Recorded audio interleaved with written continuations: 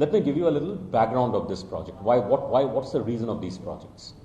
The reason of this project is twofold. One is industry downwards, the country downwards, state downwards, and there is a company upwards. What's the benefit for the company? Why would a company do such a project?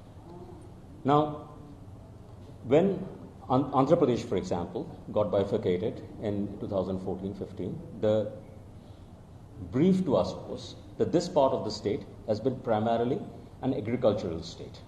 When you're an agricultural state, unlike the other part of the state, where IT had by then got established in a big way, it was a primarily agricultural state. Now, when you say industrial infrastructure, it is not about building roads and building corridors and building industrial lands. It's also about building the people who are going to work in that industry. You can't have an industrial infrastructure without people being ready in the state. And for an agricultural infrastructure state, this is an impossible task of impossibility. And that is what the vision of the state government was, which was told to us, based on which we did a market research, we found out the gaps, we aligned with the state government's industrial policy, and the entire scope of the project was decided. Based on this decision of the scope of the project, this project was designed to not just address the high end of the engineering skills, but also the mid-range and the low end of the skills. In the parlance of industry, it is called the white collar, blue collar, gray collar, and rust collar workforce. And that's the reason why there are center of excellences, there are technical skill development institutes, and so on and so forth. Established over 40 locations. Initially it was 36, it was extended without any change of any additional payment. It was extended over 40 locations, where over 200 plus labs have been set up. These centers span over 250,000 square feet and more. I don't know the latest numbers.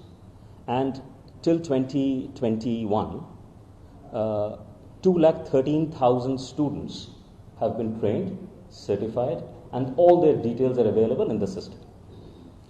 In 2021, so the contract was to build, operate, and transfer. Build, then operate for 2 years, handhold for 1 year, and then transfer this at the end to the government. All of the phases has been completed. In fact, it took more than 3 years, not thanks to COVID. The center was additionally run.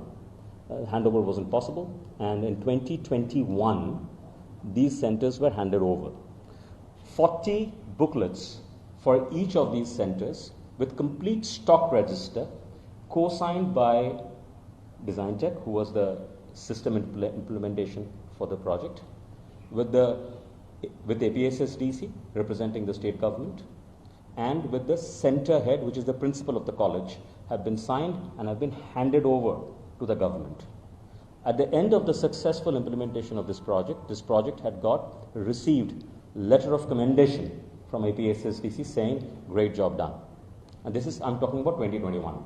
On the same 2021, the others, and this is letter of commendation has come from the managing director of APSSDC, not some officer. I was not in Siemens. This is my after knowledge. 2018, I left. I had no understanding of what was happening.